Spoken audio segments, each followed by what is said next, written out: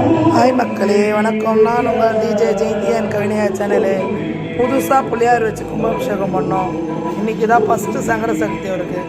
வாழைப்பழ மாலை, பூ, அலங்காரம், நல்லா அலங்காரமாக சூப்பராக இருக்குது. எல்லோரும் அர்ச்சனை பண்ணியிருக்காங்க.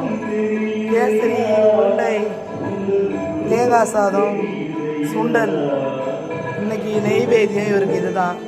சூப்பராக இருக்கார் பாருங்க. எல்லோரும் வேண்டிக்கங்க, நான் வீடியோ போடுறேன். இது மூலயமா எல்லாருக்கும் பலன் அடையட்டும்.